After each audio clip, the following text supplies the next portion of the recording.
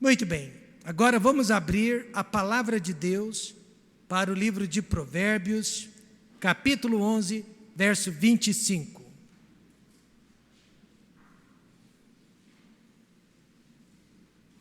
Eu quero pregar nesta noite sobre a alma generosa. Você se considera uma pessoa generosa? Se você não for generoso, você é o quê? Egoísta, né? A Bíblia diz em Provérbios 11, 25, que a alma generosa prosperará, e aquele que atende também será atendido.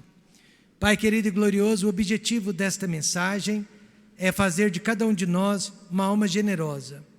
Nós queremos prosperar, não só financeiramente, mas também emocionalmente. Nós queremos ser pessoas felizes, pessoas equilibradas, pessoas centradas, pessoas moderadas. Nós queremos, meu Pai, sentir paz, nós queremos sentir segurança. E esta virtude da generosidade é algo que pode produzir todos esses sentimentos positivos em nosso coração e em nossa vida.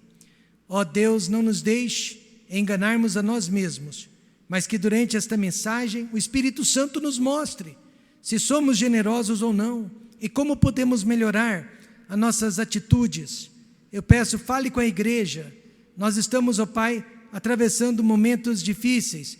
Precisamos da generosidade dos irmãos, da dedicação, precisamos da fidelidade dos irmãos, para que a igreja seja reerguida e ela possa, ó Pai, não alcançar o que estava vivendo antes da pandemia, mas ultrapassar, meu Pai, os melhores momentos que esta igreja já teve para a honra e a glória de Deus. Toque no coração dos irmãos, toque no coração dos crentes mais velhos desta igreja e também nos mais novos. É o que pedimos no nome de Jesus. Amém. Muito se fala sobre o milionário, magnata norte-americano chamado Bill Gates. Ele é dono da Microsoft. E infelizmente muitas coisas que se fala dele não são positivas, não são muito boas. Mas o que poucas pessoas sabem é que Bill Gates, ele é uma das pessoas mais generosas que existe na face da terra. Mas antes de se tornar generoso, ele foi influenciado por outras pessoas igualmente generosas. Uma delas se chama Chuck Finney. Chuck Finney também é um milionário. Ele doou mais de 8 bilhões de dólares, e você depois pode fazer as contas, para entidades filantrópicas espalhadas pelo mundo inteiro. E hoje Chuck Finney tem 89 anos de idade, e ele está querendo morrer pobre. Ele não vê a hora de sacar ou de compensar o seu último cheque, a última doação que ele vai fazer para alguma entidade filantrópica antes de morrer. E este homem conseguiu influenciar a vida de Bill Gates. Mas talvez a pessoa que mais tem influenciado Bill Gates a ser generoso foi a sua mãe, chamada Maria. 6 meses antes de morrer de câncer, Dona Maria escreveu Lucas 12:48 para a sua nora Melinda. Lucas 12:48 diz: e a qualquer que muito for dado, muito se lhe pedirá. E ao que muito se lhe confiou, muito mais se lhe pedirá. Quantos concordam que esta igreja tem recebido muito de Deus? E quantos concordam que os membros desta igreja, os irmãos desta igreja, têm recebido muito de Deus? Eu creio que todos nós concordamos com isso. E a Bíblia diz então que quanto mais nós recebemos, mais responsáveis nós nos tornamos. Desde então, desde este versículo, a Fundação Bill e Melinda Gates já doou mais de 38 bilhões de dólares para as entidades filantrópicas também espalhadas por este mundo. E que tal o milionário Wilbur Peters, que já esteve nesta igreja, já ficou atrás desse púlpito, e depois do seu testemunho, esta igreja se levantou e o aplaudiu de pé. Antes de morrer, ele estava doando 90% de toda a sua fortuna para a obra missionária, e nós já fomos beneficiados pela generosidade dele, e mesmo depois de sua morte, a sua fundação continua ajudando missionários espalhados pelo mundo inteiro. Ele morava em uma casa modesta, eu visitei a casa dele algumas vezes. Ele tinha um carro usado, 10 anos de idade, e ele usava roupas comuns, mas as suas ofertas eram extraordinárias. Mas que tal pessoas como eu e você, que não somos ricos, não possuímos tanto dinheiro assim, será que conseguimos também sermos generosos? Com certeza, a nossa generosidade não envolve só finanças. Sempre que falamos de generosidade, logo pensamos em dinheiro, pensamos em finanças. Mas dinheiro não é tudo. Salomão disse: a alma generosa prosperará, e aquele que atende também será atendido. Alma generosa, no hebraico, literalmente significa alma que abençoa, alma que gosta de abençoar outras pessoas, alma que gosta de ajudar outras pessoas. E isso vai muito além do dinheiro. Existem muitas outras maneiras de sermos generosos. O importante, irmãos, é sabermos que quem abençoa será abençoado. Amém, irmãos? Quem abençoa será abençoado. Uma das piores tragédias desta pandemia foi o afastamento social, o isolamento social. E nós paramos de derramar nossas vidas sobre a vida de outras pessoas. E com isso deixamos de abençoar e deixamos de ser abençoados. Por isso que quando surgiu a pandemia e as regras, eu fiz questão de dizer para todos que o meu trabalho é essencial. O meu trabalho é o trabalho de abençoar pessoas, e nós nunca podemos parar de abençoar pessoas. Amém, irmãos? O nosso trabalho é essencial, independente do que as autoridades dizem. O nosso trabalho é essencial. Então, em primeiro lugar, eu quero chamar a sua atenção para sermos generosos com o nosso dinheiro. Salomão disse: ao que distribui, mais se lhe acrescenta, e ao que retém, mais do que é justo, é para a sua perda. Você sabia que há duas formas de distribuir as nossas finanças, o nosso dinheiro? É através do desperdício ou através do investimento. Tanto aquele que retém, como aquele que desperdiça, sairá perdendo nesta vida e na vida vindoura. Assim como o agricultor distribui, espalha a sua semente ao redor do campo, Deus ensina que eu e você precisamos espalhar o nosso dinheiro com sabedoria, para a honra e a glória de Deus. Se você ficar com a semente ou plantá-la no campo errado, ela se perderá e jamais se multiplicará. O empresário norte-americano chamado Robert Gilmore Letourneau, parece que esse nome é francês, mas ele era americano. O senhor Letourneau possuía mais de 297 patentes no campo da construção. Hoje em dia nós usamos muitas de suas máquinas para abrir estradas, para construir edifícios. A própria expressão tornear, que os metalúrgicos usam diariamente no seu trabalho, veio de seu nome Letourneau. Tornear veio de Letourneau. O mais impressionante é que este homem era crente, ele era evangélico, e ele vivia apenas de 10% de toda a sua fortuna, de todo o seu lucro, e ele doava 90% para a obra de Deus espalhada por este mundo afora. Ele sempre dizia: eu não estou doando 90% do meu dinheiro para Deus, mas eu estou ficando com 10% do dinheiro de Deus comigo. E foi através do testemunho dele que o outro milionário, Wilbur Peters, decidiu fazer o mesmo. Agora veja que diferença entre o Mr. Letourneau e o mega investidor George Soros, cuja fundação financia a legalização do aborto, a legalização das drogas, a identidade de gêneros neste mundo inteiro, como se isso fosse filantropia. A diferença entre esses dois homens é que o Mr. Letourneau estava investindo no reino da luz e George Soros está investindo no reino das trevas. Mas isso também é verdade a nosso respeito. Nesta noite, ou nós estamos usando os nossos bens materiais para a honra e a glória de Deus, ou nós estamos usando os nossos bens materiais para a honra e a glória do diabo. Então eu lhe pergunto, de que forma você e eu podemos usar o nosso dinheiro para a glória de Deus? A Bíblia ensina, primeiramente, através dos nossos dízimos, que é a 10ª parte do nosso ganho. Não é um teto, mas é um piso. É um piso.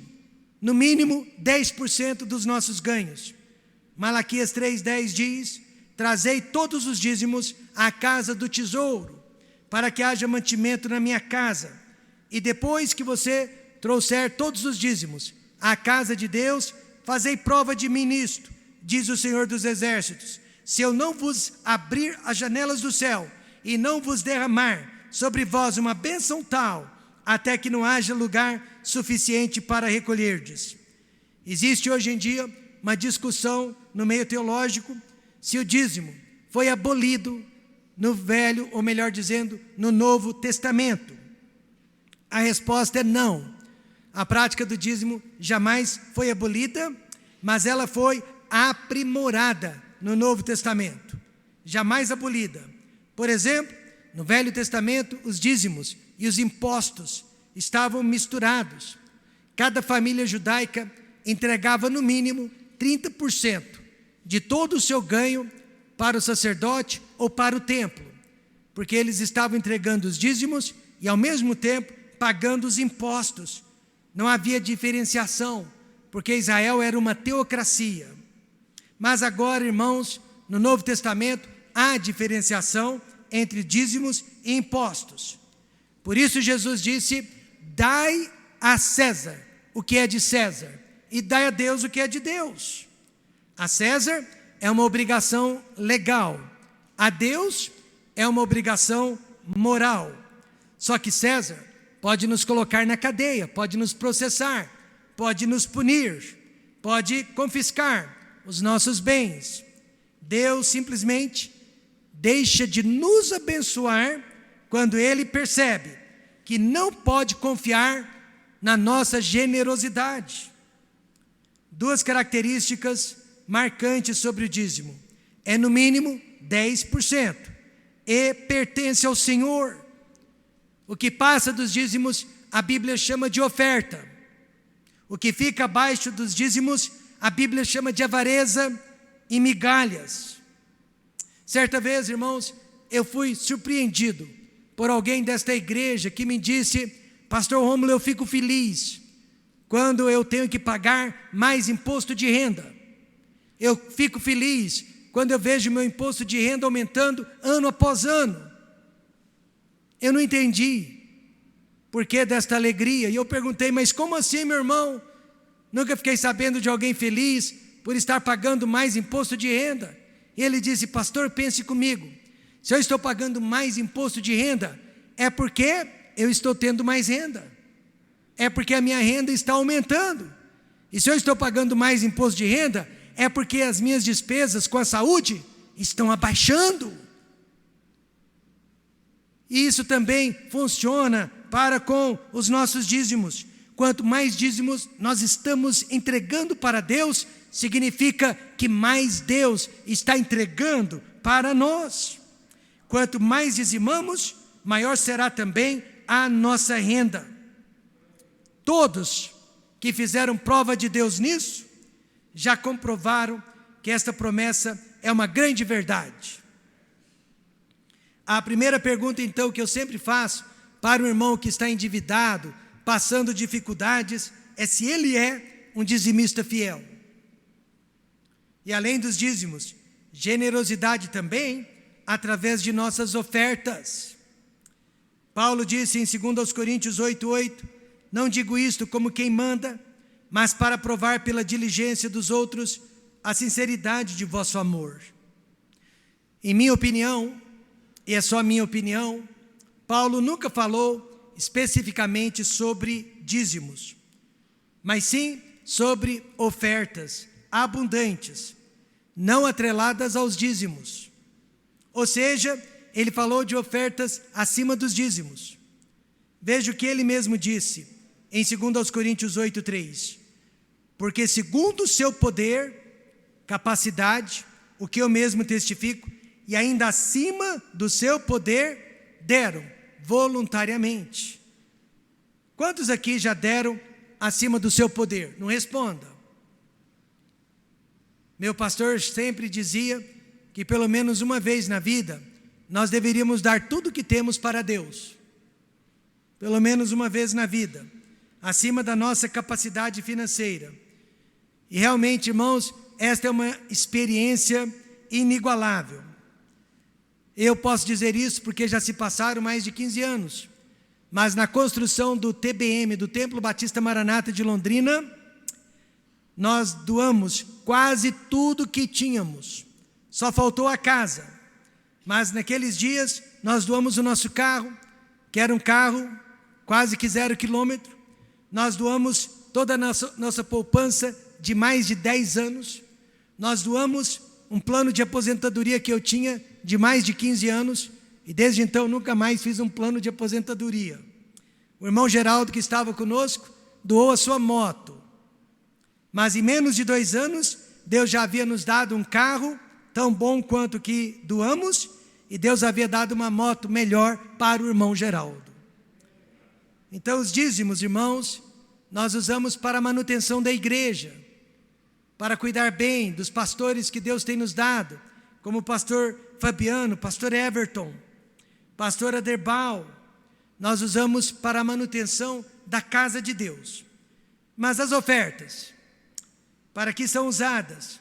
Primeiramente, elas são usadas para missões, porque nada agrada mais a Deus do que a salvação de almas perdidas. Mas também são usadas para suprir muitas outras necessidades. Por exemplo, meus irmãos, 6 meses que nós ficamos nos Estados Unidos, nós levantamos $110 mil. Hoje nós temos na nossa conta do Jardim Cerrado mais de R$610 mil. Para ser exato, R$617 mil. Dinheiro este que será usado para a construção da igreja. E a maioria deste dinheiro veio de vários irmãos que nem nos conhecem, não sabem quem somos, mas confiam em nosso ministério. E esse dinheiro não veio de dízimos, porque os dízimos ficam para ajudar a igreja. Essas ofertas vieram de ofertas voluntárias acima do dízimo, para abençoar a vida de pessoas estranhas. Precisamos aprender a ofertar e não somente a dizimar. É o que o Novo Testamento ensina. Depois de vários meses de pandemia, como podemos saber se algumas pessoas que não vêm mais aos cultos hão de voltar para a igreja ou não? Se elas estão dizimando, se elas estão ofertando, com certeza elas vão voltar. Elas estão apenas esperando o melhor momento para este retorno. E o melhor momento quem escolhe é elas. Se elas pararam de ofertar e dizimar, com certeza já deixaram a igreja há muito tempo e não retornarão.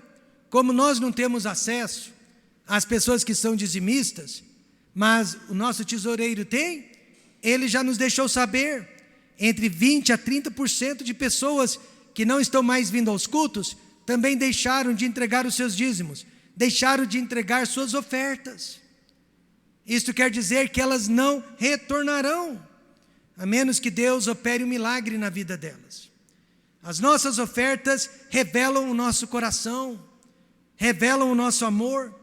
Jesus disse, porque onde estiver o vosso tesouro, aí estará também o vosso coração. Meus amados, por que o vosso tesouro esteve aqui por tantos anos e agora não está mais? Eu lhe prometo, a igreja não mudou. A igreja continua pregando a mesma palavra infalível. A igreja continua buscando os mesmos ideais de Deus. São as pessoas que mudam, mas a igreja como instituição, esta daqui não mudou. Mas infelizmente, muitas pessoas tiraram o seu tesouro desta igreja e por isso o coração delas não se encontra mais conosco. Além das finanças, precisamos ser generosos também em outras áreas. Generosos, por exemplo, com a nossa gentileza, a maneira como nós tratamos uns aos outros. Salomão disse: a alma generosa prosperará e aquele que atende também será atendido. Não atendemos as pessoas apenas através das nossas finanças, mas também, irmãos, com a nossa educação, com o nosso carinho, com a nossa compreensão. Este mundo está muito polarizado, esse mundo está muito dividido, há muita briga, há muita rixa, há muita amargura, mas o que o ser humano precisa é de amor, amém, irmãos? O que o ser humano precisa é de Jesus Cristo. Efésios 4, 32, eu fazia minhas filhas citarem este versículo de cor, e vou pedir que você então cite comigo. Efésios 4, 32, todos juntos, diz assim: antes, sede uns para com os outros benignos, misericordiosos, perdoando-vos uns aos outros, como também Deus vos perdoou em Cristo. É através da nossa gentileza que nós vamos mais abençoar a vida das pessoas. Certa vez eu lidei com um empresário, rico mesmo. Ele era muito generoso com o seu dinheiro, mas ao mesmo tempo, ele era muito rude com as suas palavras. Ele tratava as pessoas com uma certa superioridade. E ele não se preocupava se estava sendo ofensivo ou não. Jesus disse que esse tipo de generosidade não serve. Ou você aprende a ser generoso em tudo, ou você não é generoso em nada. Os fariseus, eles eram generosos com o seu dinheiro, mas eles eram cruéis no trato com as pessoas. Veja o que Jesus disse para eles, sobre eles: ai de vós, escribas e fariseus, hipócritas, pois que dizimais. Eles eram firmes nos dízimos. A hortelã, o endro e o cominho, eles dizimavam tudo, e desprezais o mais importante. Então existem coisas mais importantes que o dinheiro, existem coisas mais importantes que os dízimos, existem coisas mais importantes dentro da lei de Deus. Quais são elas? O juízo, a misericórdia, a fé, amém, irmãos? A misericórdia.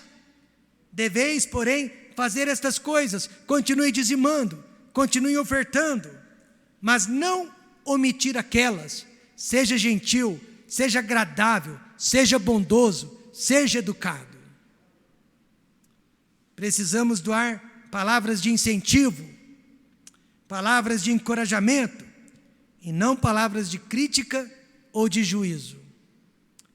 Precisamos ser como aquele médico plantonista, principalmente aqueles que trabalham durante a madrugada. Eles recebem todo tipo de paciente que você possa imaginar, e muitos chegam com facas cravadas dentro do corpo, baleados, e esses médicos, eles não perguntam quem são essas pessoas, de onde elas vieram e o que elas estavam fazendo, mas de pronto, eles ajudam essas pessoas, eles curam essas pessoas, eles atendem essas pessoas, não importa se é um bom ou mau cidadão, não importa se foi ou não foi vacinado, o médico jamais pode negar ajuda a qualquer ser humano que seja. E assim também, nós não podemos maltratar as pessoas, por mais indignas que sejam. Precisamos, irmãos, fazer e viver a oração de São Francisco de Assis. A oração dele é famosa. Ele orou: Senhor, fazei-me instrumento de vossa paz. Onde houver ódio, que eu leve o amor. Onde houver ofensa, que eu leve o perdão. Onde houver discórdia, que eu leve a união. Onde houver dúvidas, que eu leve a fé. Onde houver erro, que eu leve a verdade. Onde houver desespero, que eu leve a esperança. Eu não sou negacionista, mas o meu trabalho durante esses 2 anos foi dar esperança. Amém, irmãos? E não tirar a esperança. Onde houver tristeza, que eu leve a alegria. E onde houver trevas, que eu leve a luz. Imagine, uma igreja assim, ninguém vai desejar sair dela. Amém, irmãos? O Filho de Deus, ele precisa ser uma pessoa generosa, não só com os seus bens materiais, mas principalmente com os seus bens emocionais. E se eu quero ajudar as pessoas emocionalmente, eu preciso estar bem emocionalmente. E cá entre nós, esta tem sido a área de maior necessidade das pessoas hoje em dia, o emocional. Não temos o direito de maltratar o nosso próximo. E por último, generosos com os nossos talentos. E aqui eu quero habitar um pouquinho mais de tempo com você. A Bíblia diz, foi o primeiro versículo que eu memorizei quando novo convertido. Provérbios 11:30. O fruto do justo é árvore de vida, e o que ganha almas é sábio. Muitas pessoas acham que basta entregar os seus dízimos, entregar as suas ofertas, que a missão delas foi cumprida. Nada disso. Deus também pede contas dos nossos dons espirituais e dos nossos dons naturais, aqueles com os quais nós nascemos. Salomão nos compara a uma árvore de vida, e ela precisa produzir frutos, que dará vida, ou que darão vida a outras pessoas. Ou seja, nós precisamos nos envolver mais e mais na obra do Senhor. Gálatas 5:22 fala de 9 frutos que o Filho de Deus precisa produzir em sua vida. Mas o fruto do Espírito é amor, gozo, paz, longanimidade, benignidade, bondade, fé, mansidão, temperança. Imagine cada um de nós produzindo frutos. Imagine cada um de nós exercendo os seus dons espirituais e naturais através da nossa igreja. Eu conheço uma igrejinha que só tem 30 membros, só 30 pessoas. Quando nós visitamos a igreja, eles sobem para o coral e só ficam eu e a Raquel no banco. Só 30 membros. E apesar de tão pequena, eles estão dando cerca de R$26 mil por mês para missões. E aí você me pergunta, mas como eles conseguem? E a resposta é o que eu quero para a nossa igreja aqui nesta noite. Como que eles conseguem? É porque ela é pequena, mas ela conta com 100% de participação. Pastor Fabiano, nós temos mais de 30 pessoas, mas nós não temos 100% de participação. Talvez hoje nem 20% de participação, nem 30% de participação. Mas aquela igrejinha, 30 pessoas, 100% de participação. Ou seja, 30 pessoas no coral. A última vez que o nosso coral cantou, já faz tempo, nós tínhamos 8, 10 pessoas só no coral. E eu perguntei, Senhor, cadê os outros? Mas naquela igreja, 30 pessoas no coral. Até as crianças iam para o coral. Eles tinham 30 pessoas dizimando. Todos eles eram dizimistas, inclusive as crianças. Eles levantavam ofertas para nós, e todos eles davam uma oferta. inclusive as crianças. Incrível. Nós tínhamos uma geladeira que a irmã Marilene fez o favor de não sei o que ela fez com a geladeira, mas ela fez o favor de se livrar daquela geladeira. Mas aquela geladeira, ela durou 20 anos, não foi? Ou 25 anos. Aquela geladeira foi dada por esta igreja. Mais de 20 anos de vida. Há 30 pessoas naquela igreja que ajudam no berçário. Até os homens. Precisou, está todo mundo lá. Há 30 pessoas participando dos cultos de oração. Antes dos cultos, eles têm cultos de oração. A igreja inteira vem para o culto de oração. Como que Deus não vai abençoar uma igreja assim? E há 30 pessoas na EBD. A EBD deles é 100% ocupada. E há 30 pessoas que ajudam na limpeza. Às vezes a gente fica, para uma confraternização depois do culto. E aí todo mundo se une para limpar as mesas, limpar o chão. 30% de participação. 100% de participação com 30 pessoas, eu quis dizer. Então, nós concluímos, o que fortalece uma igreja local não é o número de frequentantes, mas o número de participantes. Todos os salvos. Quantos são salvos e têm certeza? Todos os salvos precisam ter algum tipo de ministério na igreja. Não basta apenas frequentar os cultos. E precisa ser fiel àquele ministério que você escolheu através do direcionamento de Deus para a sua vida. Salomão também disse, e o que ganha almas é sábio. Sim, precisamos de sabedoria para ganhar almas, uma sabedoria especial para levar alguém a Cristo. Precisamos saber o que dizer, o que não dizer, como responder às perguntas das pessoas. Eu tinha 12 anos de idade quando aceitei a Cristo e memorizei esse versículo. Eu era um dos piores alunos da escola. Eu estava na 5ª série do ginásio. Isso aconteceu no mês de maio, abril ou maio. Eu já era considerado um dos piores alunos. Aceitei a Cristo em abril, memorizei esse versículo, passei a levar a Bíblia para a escola, passei a entregar folhetos, e já no final daquele semestre, eu estava entre os 5 melhores alunos da escola.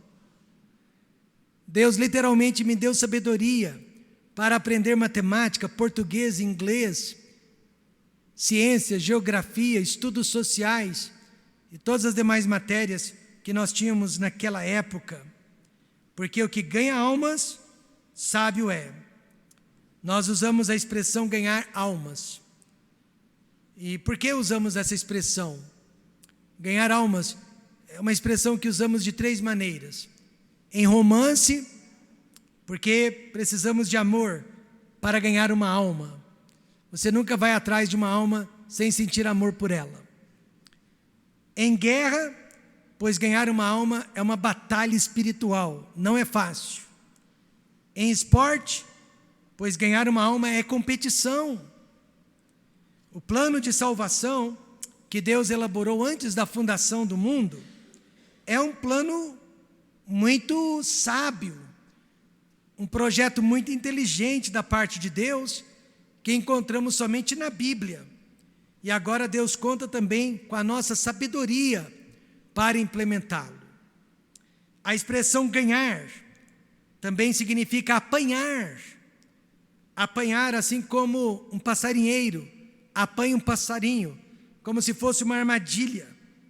É algo que precisamos estar fazendo o tempo todo, pois as almas pertencem a Deus ou pertencem ao diabo, não tem meio termo, e nós precisamos apanhá-las com sabedoria.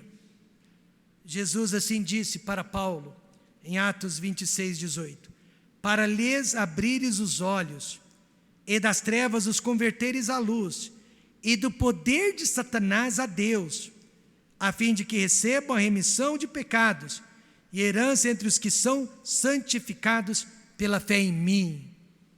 Precisamos de sabedoria se vamos ganhar almas para o Senhor Jesus Cristo. Por muitos anos, o rabino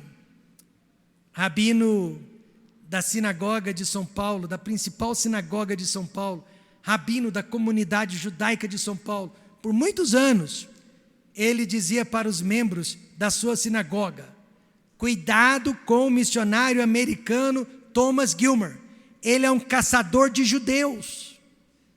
Tenha cuidado com este homem, ele está em busca da sua alma. Na verdade, todos nós aqui precisamos ser caçadores de almas perdidas, amém, irmãos? Todos nós precisamos sair em busca, em caça de almas perdidas. Como que você foi apanhado? Eu fui apanhado através de um folhetinho que foi dado dentro de um elevador para o meu pai. E através do folhetinho ele foi para a igreja. E depois eu fui apanhado através do exemplo do meu pai, que fez questão de me levar para a igreja quando eu era criança.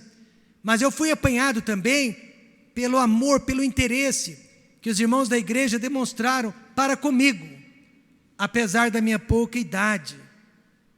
Assim eu fui apanhado, assim eu aceitei o Senhor Jesus Cristo. Quando foi a última vez que você apanhou uma alma para o Senhor Jesus Cristo? Você se lembra? Salomão disse: a alma generosa prosperará, aquele que atende também será atendido. Seja sincero, você se considera uma alma generosa nesta noite? A alma generosa é a alma que abençoa outras pessoas. Além do seu dinheiro, você também está investindo a sua vida na vida de outras pessoas, através da sua gentileza, do seu carinho, da sua educação, do seu interesse por outrem. Você está investindo os seus talentos humanos e espirituais. Talentos humanos. Salomão tocando violão é um talento humano. Ana Paula e Samuel cantando, talento humano. Eles nasceram com esse talento. Felipe tocando violino, a flauta, talento humano. Dona Raquel tocando piano, talento humano. Mas também existe o dom espiritual. Qual que é o seu dom espiritual? O meu é o que eu estou fazendo aqui nesta noite, exortando você, encorajando você, levantando você, erguendo você. Pastor Fabiano, eu digo que o talento dele é o de ensino. Nossa igreja ainda não reconheceu devidamente o privilégio que nós temos de ter um professor nesta igreja. A igreja ainda não se deu por conta de que nós temos nos instruindo e nos orientando um verdadeiro teólogo.